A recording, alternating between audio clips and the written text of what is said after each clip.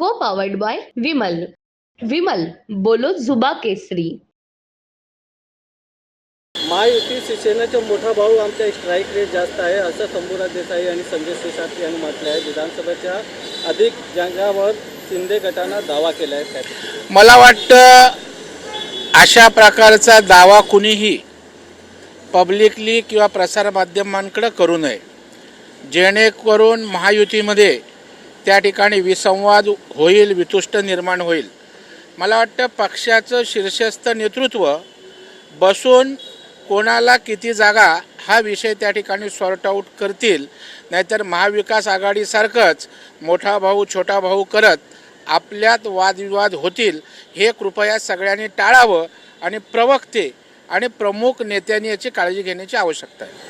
मुस्लिमांचं सर्वोच्च धर्म यांनी आम्हाला मतदान केलं आहे. एम फॅक्टरमध्ये मराठीही आहे असं उद्धव ठाकरे यांनी म्हटलं आहे. उद्धव ठाकरे मुसलमानांपासून किंवा मुस्लिम धर्मियांपासून मागे हटायला तयार नाहीत, कारण एक गठ्ठा मतदान जे त्यांना झालं आहे त्यांनी ते खुशीत आहेत. पण त्यांनी हेही लक्षात घेतलं पाहिजे की आपल्या अशा प्रकारच्या वागण्यानं आणि जो विजय मिळालेला आहे त्यातला मराठी माणूस, हिंदू माणूस दुखावला गेला आहे, तोही तुमचा एक दिवस वचपा काढल्याशिवाय राहणार नाही.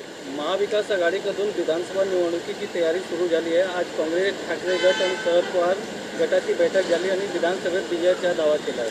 मला वाटतं तिघे एकत्रित असल्याचं दाखवण्याचा प्रयत्न करत आहेत.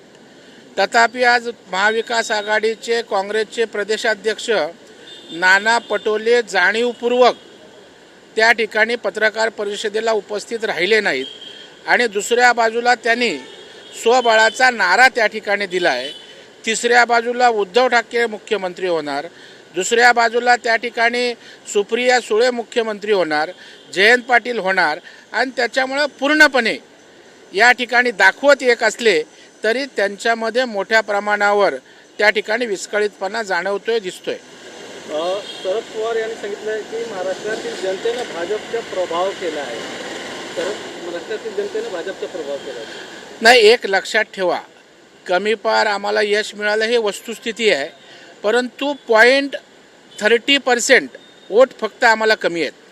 मग मुंबईतला असं म्हणायचं का मुंबईतल्या जनतेनं आपला पराभव केला आहे, आम्हाला तुमच्यापेक्षा 2 लाख मतं जास्त आहेत. ठीक आहे, लेकिन जो आम्हाला जे काय अपयश मिळालं ते आम्ही स्वीकारलं आहे आणि ते आता स्वीकारून चुका दुरुस्त करून आम्ही सामोरं जातो आहे आणि विधानसभेमध्ये या ठिकाणी आपल्याला प्रचंड यश महायुतीला मिळालेलं दिसेल. सत्तेचा गैरवापर करण्याचे आरोप शरद पवार यांनी केले. आता शरद पवारांनी राजकारण कशा पद्धतीनं केलं हे महाराष्ट्र पाहतोय.